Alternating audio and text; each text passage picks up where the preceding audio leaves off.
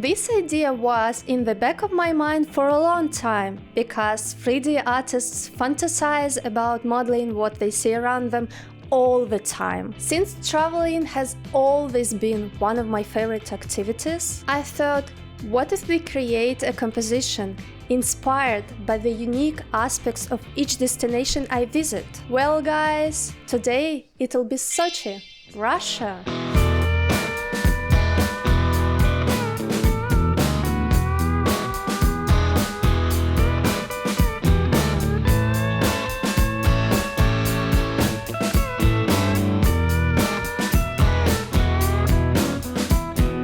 You've probably heard of that city because of the Olympics. So I decided to gather real-life references and went for a walk looking for a perfect spot to collect them.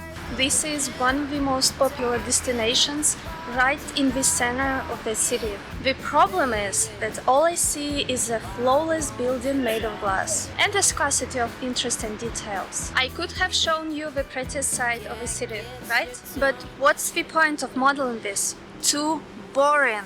This place is exactly what I was looking for. For example, this old building behind me is the real treasure. I'm so glad that Sochi has an abundance of these places, because usually they're hidden from tourists, right? But at the same time, they're foundational to the character of the city. So I'm going to take some pictures and then continue looking for more interesting spots. First, I started looking for some inspiration on the internet. This is a quick sketch in Blender I'd previously cooked up to get the initial idea for the composition down. It's going to feature a main building on the hill with palms and plants around it, and concrete stairs will lead you down to the pebble beach, the kind you'd find along the Black Sea. I already want to start modeling this, but first things first. We need to organize references, so let's get straight into it. I found so many interesting details in that old neighborhood. Here we have a wheelie bin, or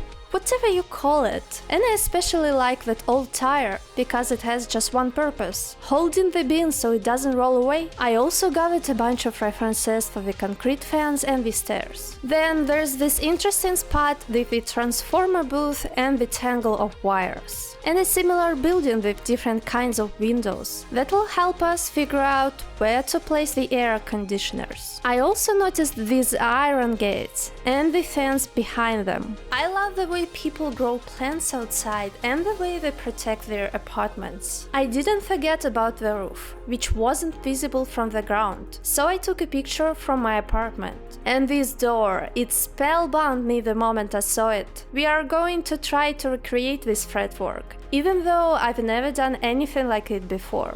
So far, I have everything I need, and I'm ready to start creating. Starting with a simple cube, I block out the composition using the main building space. I'm adding placeholders for the windows, the door, the roof, and the ground where the building will sit. The idea is to create a simple layout with all the assets in this scene before I start adding the fine details. Transformer booths, the garbage bin, everything that has a shape and takes up space in the composition. I focused on the most important details to capture that realistic Sochi vibe. After working on the building, I switched over to creating the island. As you can see, working in sculpting mode is the most suitable technique for shaping the landscape, I think. Using the clay brush, I add some volume here and there to make it look uneven. The next step is adding the pebble beach and shaping it to look more natural. I ended up with these shapes because they felt fitting for this style. This way, I could add the angled stairs just like I planned. Now I'm just adding several planes to make where the stairs will go and building a concrete fence around them. I added primitives to mark where the other important assets will go, including these plants, which look like lollipops right now. This is just to make sure everything is in the right place and ready to be detailed. So let's not waste any more time on the simple stuff. Let's get to the actual modeling already. Now we can really begin begin by making the gates, which will look just like the reference. Since they are symmetrical, I'll work on one side first and add some basic details, like this base in the middle. I thought it would be nice to repeat that ornament at both the top and bottom of the gates and add those peaky tops to the iron beams. After replacing the primitive with the model, I started thinking about the technique I'd use for the beams while I was adding the stairs. They actually look like Russian shashlik skewers. I made them using the simple deform and array modifiers, then manually deleted the excess polygons in edit mode. I think the model is ready for now, and thankfully it looks alright. Now we can move on to the iron fence nearby. Starting with the basics, I'm building the shape again using just a plane, so I have enough space to add more iron beams later. Looking at the reference, here we are again, more skewers! It's basically the same steps as before, except I made them one by one and changing the angles so they look more natural. It's a subtle change, but it adds a lot to the composition. I'm doing something similar with the stairs, tweaking the vertices to create different angles and lengths for each step, because they aren't perfectly aligned in real life. After that, I'm moving on to the concrete fence. I rebuilt this one starting with a simple plane and extruding the polygons to make it 3D. Since this fence shouldn't have such sharp edges, we're switching to sculpt mode immediately. Looking at the reference, you can tell the walls have crumbled over time and the edges have softened. So we'll use the clay and grab brushes to recreate that worn down look. The bottom part is ready for now, so let's get to work on the building next. As you noticed from the reference, the roof has a more curved shape, so I started changing that first thing. Symmetry definitely helps make the work go quicker, so I deleted one half and added more edge loops in edit mode to be able to bend the edges. I then extruded those loops to add more detail to the top, building it out polygon by polygon. The next really important detail is the chimneys on top. By adding edge loops to the primitive, I changed the shape of the box step by step, extruding and scaling the different parts. Now that we have 4 chimneys on the roof, I've copied them and added holes at the top using a boolean modifier. I experimented with the hole placement so each one looks slightly different, and did the same for the other types of chimneys and windows as well. They're all pretty simple shapes, so let's not waste any screen time on them and move straight to creating the water drainage system for our building.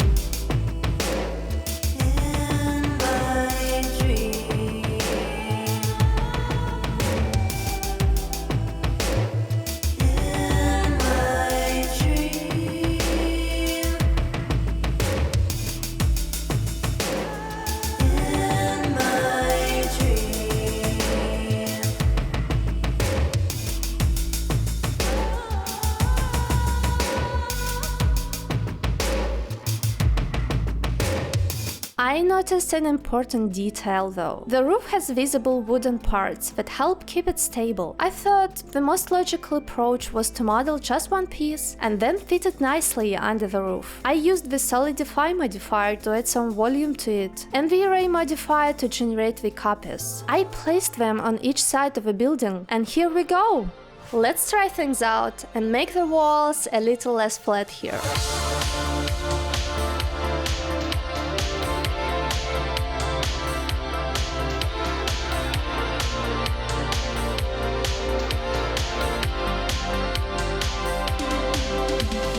Since this is an apartment building, the windows should all look a bit different depending on the preferences of the owners. I decided to add shutters, which obviously help protect the apartments from the excessive heat. I'm adding those tiny edge loops and moving them around. It's subtle, but it adds so much to that natural, lived-in look. I'm also making another type of shutter, the open kind. And then we're moving on to more details, like the smaller windows and the canopies. I skipped the tedious process of naming all the assets in this scene to spare your nerves, so let's jump straight back into the modeling. Before those primitives turn into fretwork, I want to make sure there's enough space for it. I'm adding all the surrounding parts, the columns, the door, and its details, just to have a solid base to work with. To be honest, I'm still a little nervous to start sculpting, so let's add a few more assets to the scene first. The building has several lights that will connect with wires wires later.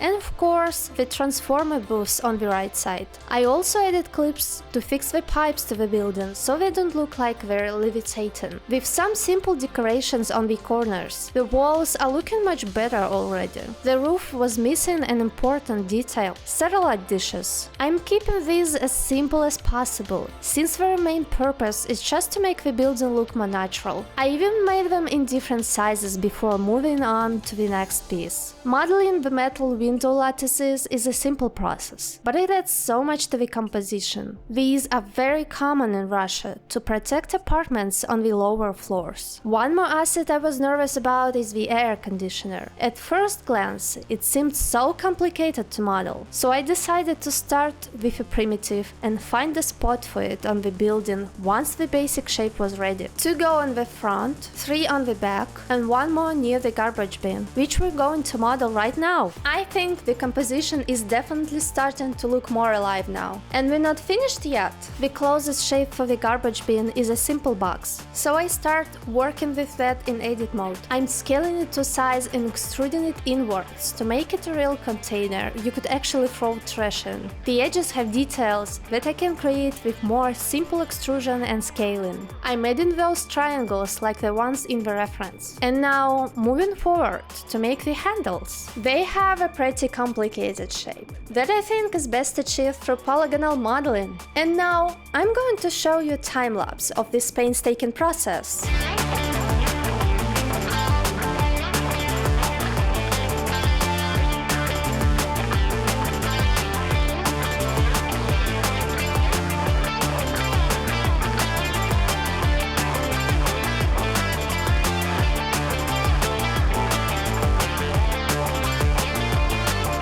This one turned out pretty accurate, don't you think? I'm going to use that same technique to create the middle part of the bin as well.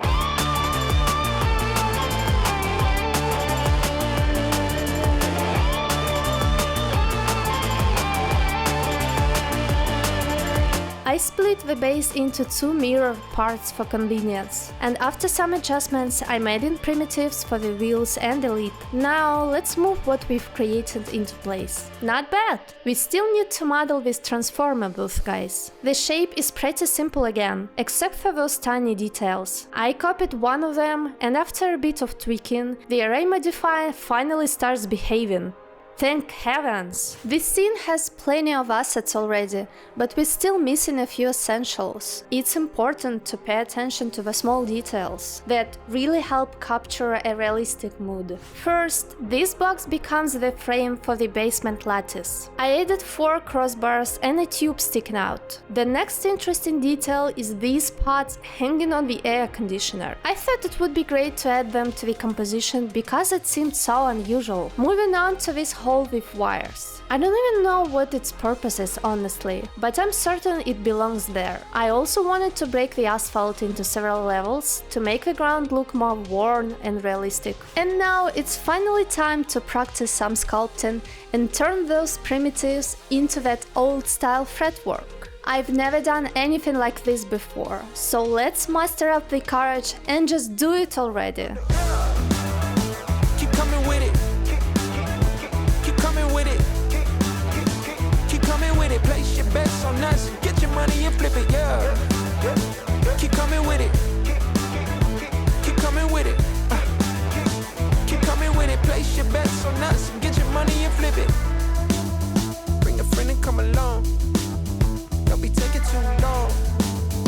The vibe's too strong. If you don't know how to move, then we moving on. Ain't no way rhythmic feet up in this place. If you can't catch the feeling, then get out the way. I've been reeling and fish from the lake. They keep saying I'm down to earth, but I seriously enjoyed the process, and I think the result turned out great. Now let's tackle the columns next. For this section with these vertical lines, I'm going to use the clay brush combined with a stabilized stroke setting. Moving up and down, I'm trying to keep the lines as straight as they look in the reference. Not bad! Let's move to the next one. Okay, I'm really trying here.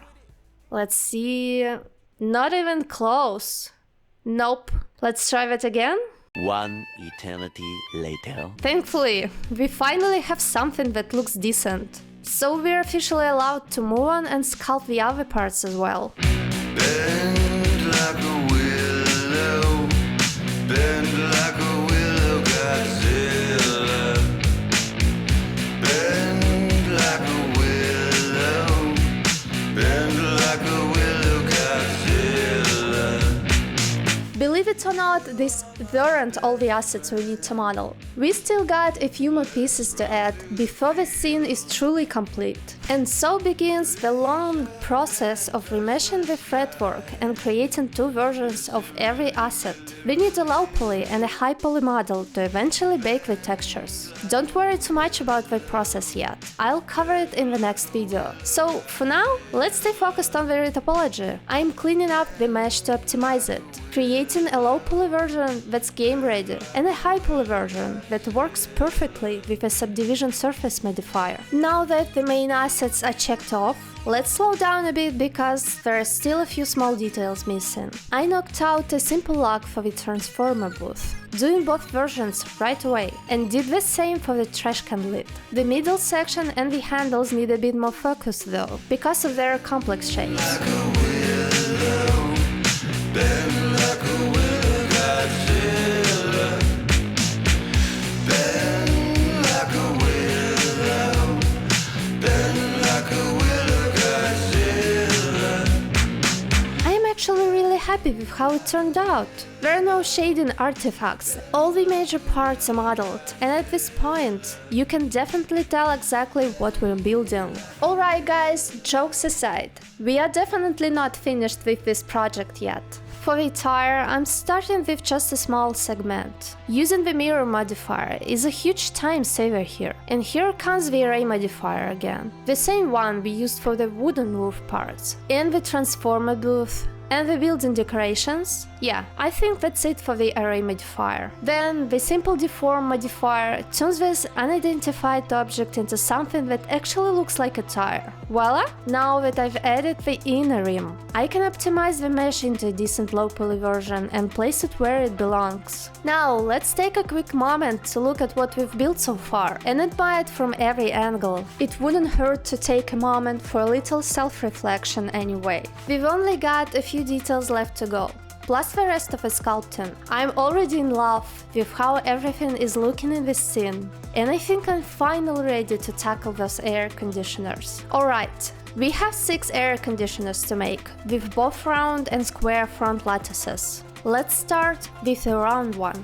I'm modeling a solid base with a separate cup and bottom, rounding the corners to give it that manufactured look. I'm adding a ring to help me cut a circular opening into the base where the fan will go. For the lattice, I tried a new idea, creating several edge loops, separating them, and then adding some volume. And it actually worked! I repeated those steps, and now we have a solid lattice. Next up is the fan. I modeled a single petal shaped blade and duplicated it into a radial pattern, kinda like a flower. It looks great for now. So I'm moving on to adding more details and cutouts. I added some ventilation holes on the side and back to keep it realistic. Honestly, the references are a huge help here, since I'm not exactly an expert on air conditioner engineering.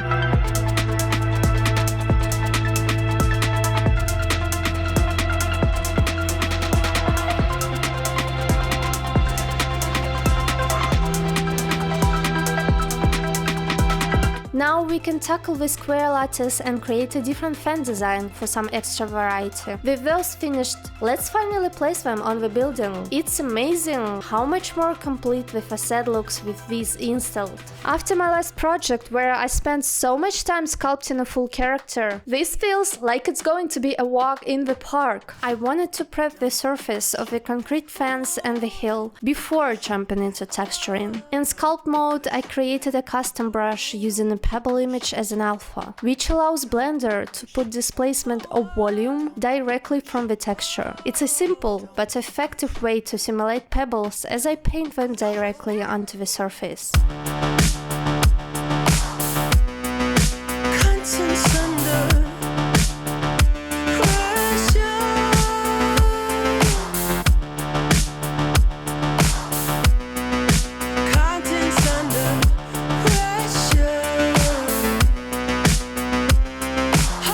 Next up is the hill. I created 2 different brushes to mimic the ground texture and add some rocky details. It's all about that layer by layer approach, starting with the soil fill and then stamping into the stones to make the terrain look organic and believable.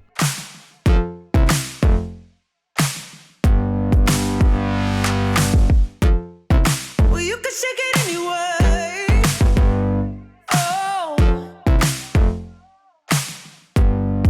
Well, you can shake it anyway. For the fence, I'm using a brush that mimics the look of coarse concrete. It adds that gritty, weathered texture that really helps ground the building in reality.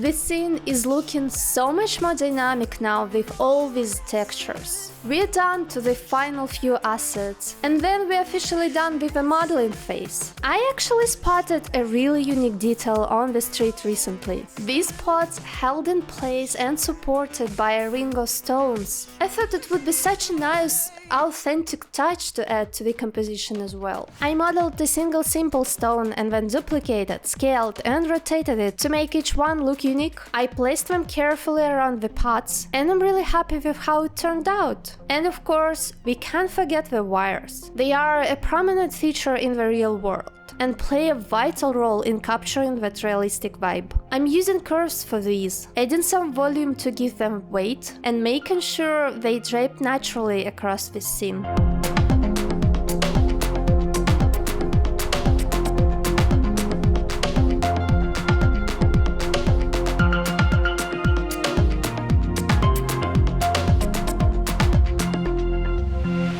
Now that the wires are tucked into the hole, we can move on to the leaves, or at least a decent imitation of them. I'll follow the same process for the trash. Adding these small bits of debris helps break up the clean surfaces and really sells the idea that this is a lived-in environment. The next step is, to put it mildly, one of the most tedious and mentally taxing part of the process. However, it's one of the most vital for getting the model ready to export in a game engine, since it's incredibly time-consuming and, let's be honest, not the most thrilling thing to watch. I won't show you every single second, but I'll definitely give you a breakdown of the essentials. I'm going through every asset, ensuring the high and low poly versions have matching names. This is crucial, so that later on I can bake the normal maps and project all that high poly detail onto the low poly mesh. I'm also keeping a close eye on the poly count, trimming down the low poly models wherever I can to keep them optimized. Next, I'm adding seams to every low poly asset for UV unwrapping. And I'm doing this over and over for every single object in this scene. For those interested in the stats, we are currently at 90,700 triangles, excluding the fretwork and the landscape. I think that's a pretty solid number. Finally, a quick check of the normals, and we're officially good to go. Phew! It's a massive sigh of relief to finally have this first phase finished! But don't think for a second that I'm slowing down. There's still a mountain of work ahead to bring this entire composition to life. So, without further ado, are you guys ready to see our very first renders?